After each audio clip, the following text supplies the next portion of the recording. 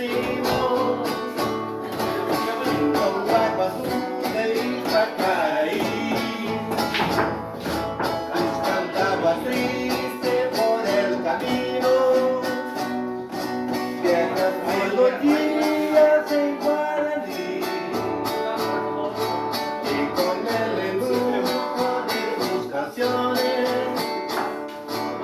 iba ya naciendo su amor y mí. Y la noche hermosa de tus blancas manos sentía el calor y tus caricias el amor.